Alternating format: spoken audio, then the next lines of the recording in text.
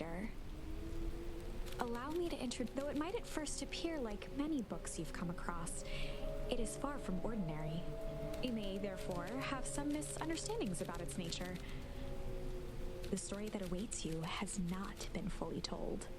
In fact, its conclusion is not yet known, even to myself. It is in that way that my book is special. It is in that way that you are special. Without you, there is no story. Chapter 1. Normal isn't what it used to be. This is a story about change. Nestled in a shallow valley is the town of Beacon Pines. Far from the town square, across the river, past the neglected welcome sign, a young boy walks alone at dawn. His name is Luca Van Horn, and like you, dear reader, he's here for a reason.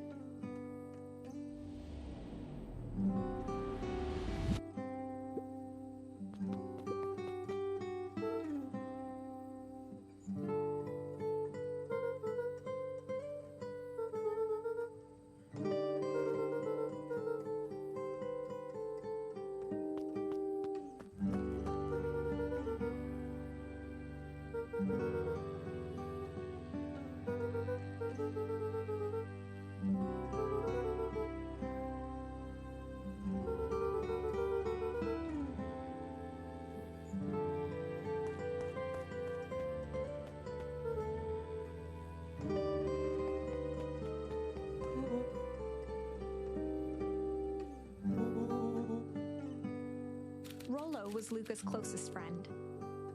He possessed many fine qualities, but subtlety was not one of them.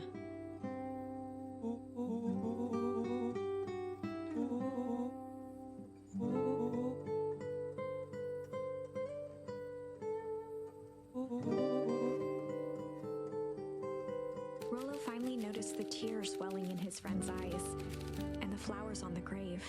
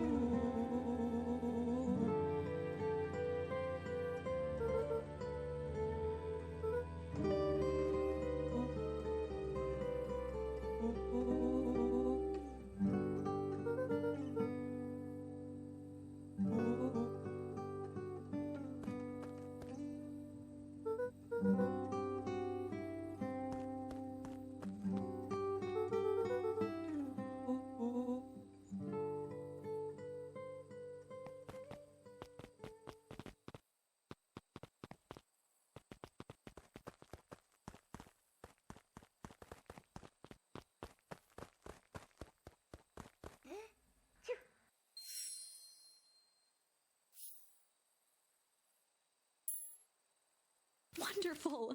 I had a good feeling about you from the moment you opened my book. That charm is a very special thing. Very special indeed. Keep hold of it for now. Its purpose will reveal itself soon enough.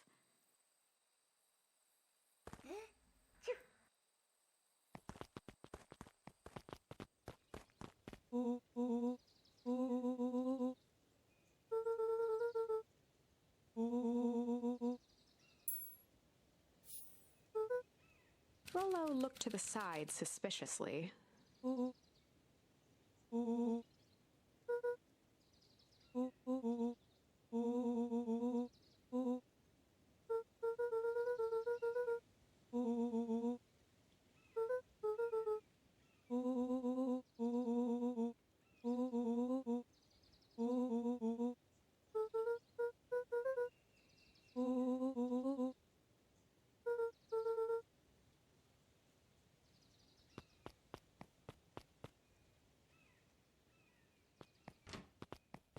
Dear reader, forgive me for this interlude. Remember that charm you found in the dandelion patch? There are more of those special charms to discover throughout Beacon Pines. They've been known to reveal themselves to those who are willing. Some of them can be found in this very house.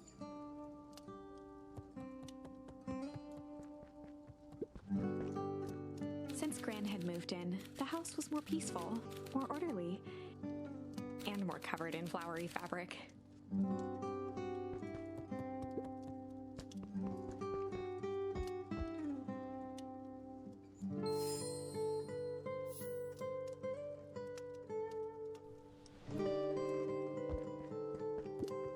Gran had already lit the fire. She kept a warm house, as if by grandmotherly obligation.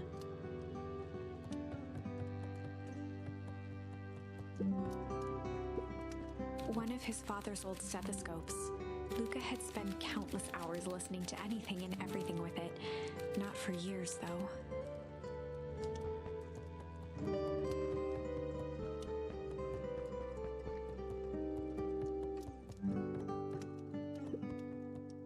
Luca paused at his parents' bedroom door.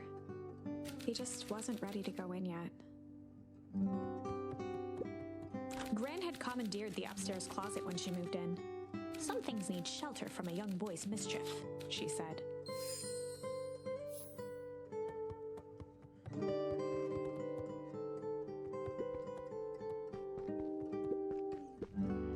Luca tossed on his favorite old sweater.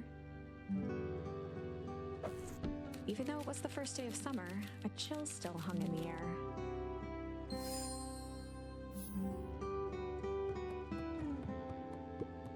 Gran's moving in meant that most of Luca's things had been crammed in the corner. Luca was somewhat annoyed by the situation.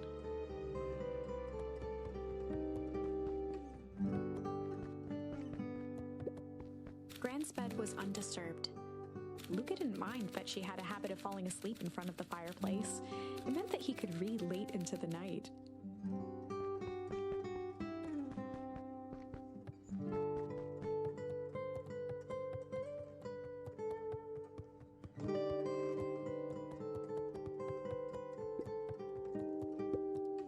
Just some dusty knickknacks.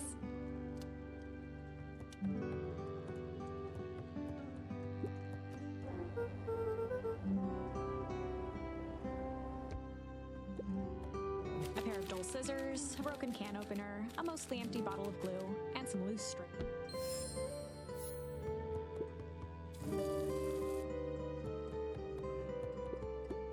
The only piece of furniture Gran had brought when she moved in was an old hutch.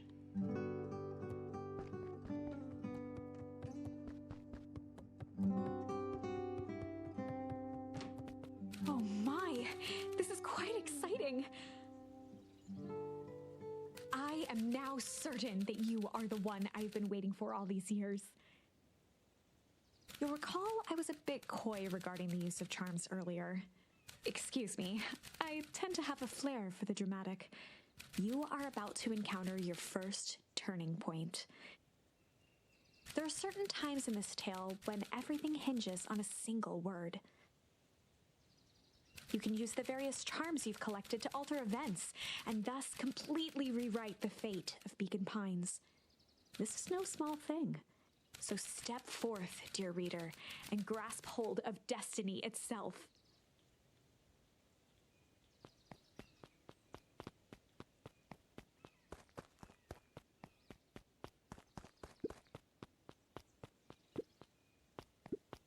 A beginner's guide to gardening laid open on the bench.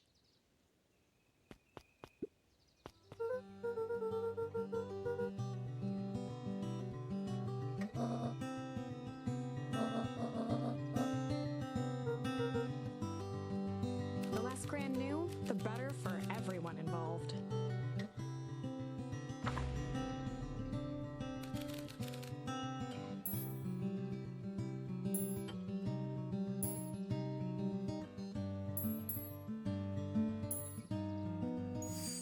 We were just gonna go hide for the day.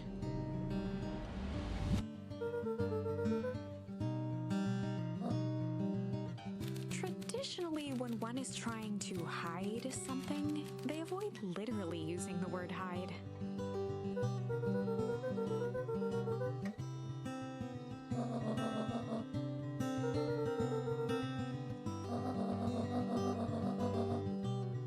All's well that ends well. Impressive. You've managed to navigate your first turning point without too much of a mess. That is the power of charms. A simple word can change the course of history. I think it's time to introduce you to the Chronicle.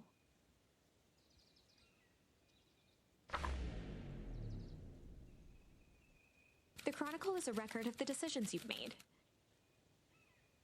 You can see the turning point which has been revealed. At any time, you can use the Chronicle to go back and invoke different charms, creating new branches. This conversation with Gran seems innocent enough, the perfect opportunity to experiment with rewriting things.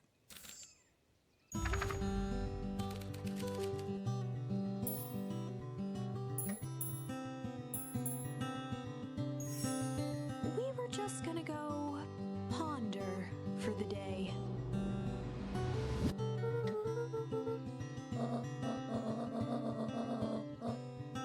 This was Luca's chance to sell his alibi.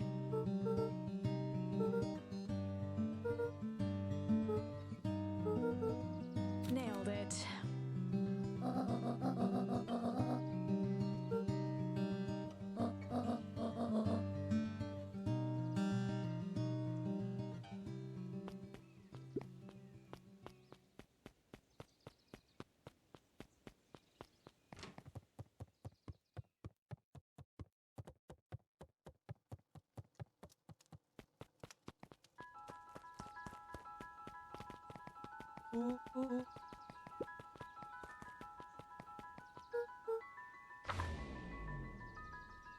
Chapter 2.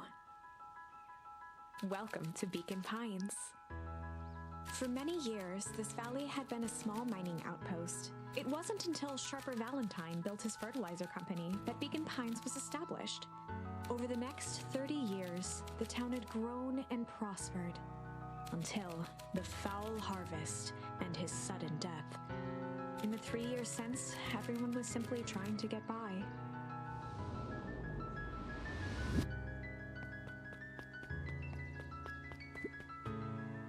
The road leading to Beacon Pines was long and a sort of natural barrier for the impatient. For a town that saw few visitors, the welcome was perhaps more grand than necessary.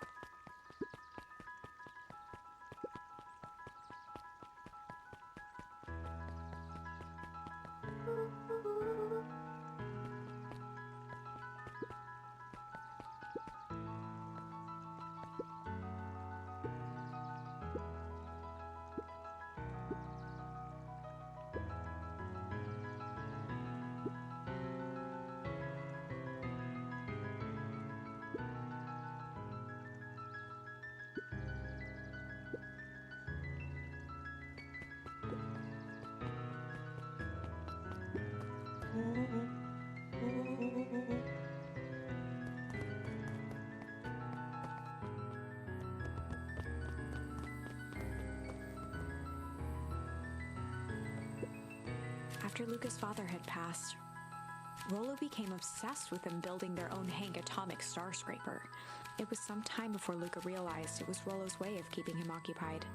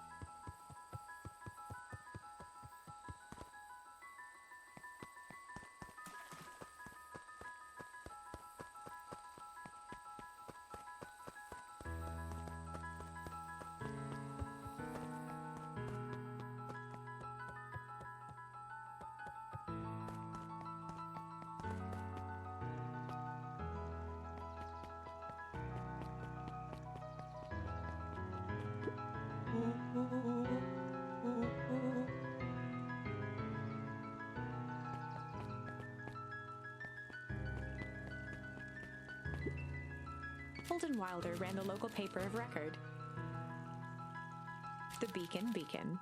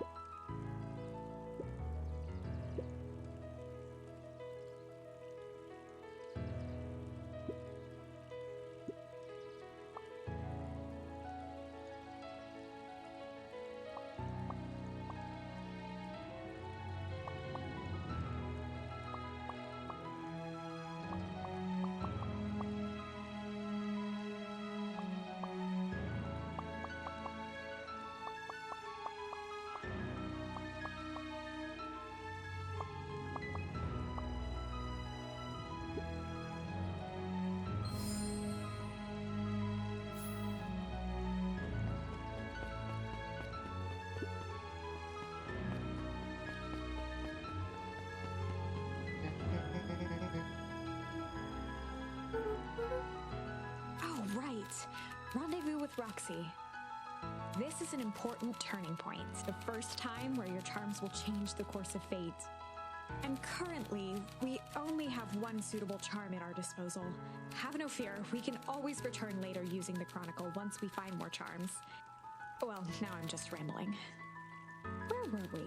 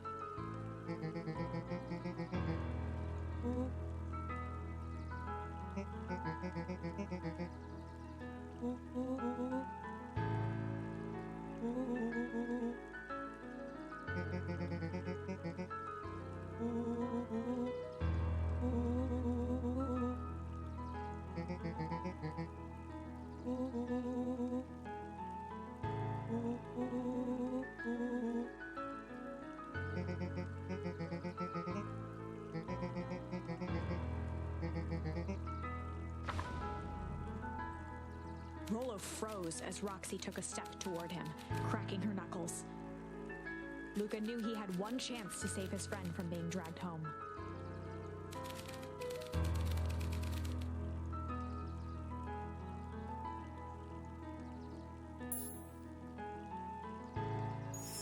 In the past, he found the best way to deal with an enraged Roxy was to be a little chill.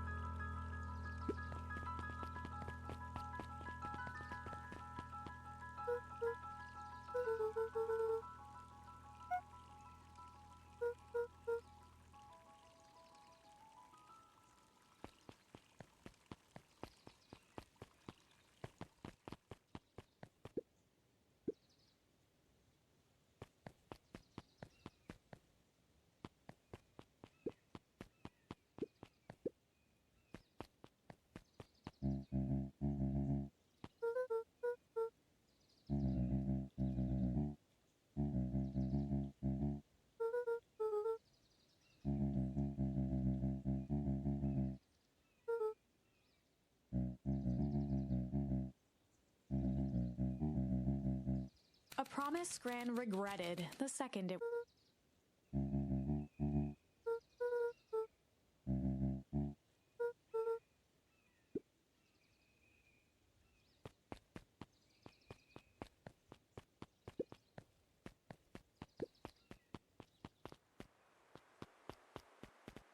The path led into a small hollow at the edge of Weepwood.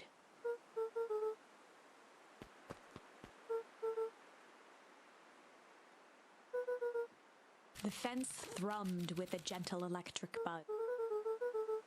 Luca often asked himself what Rollo would do, so that he could rule out that option.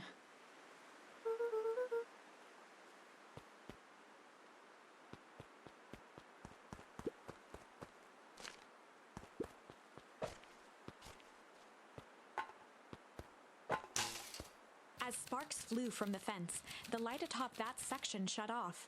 2 bulbs remained.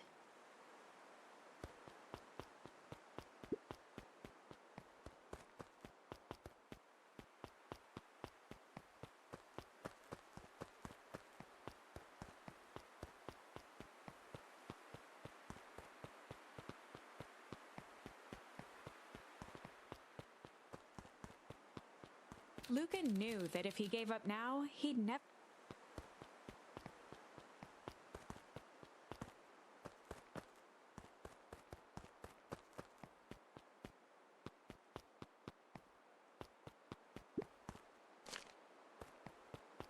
Luca knew that if he gave up now, he'd never hear the end of it from Rollo.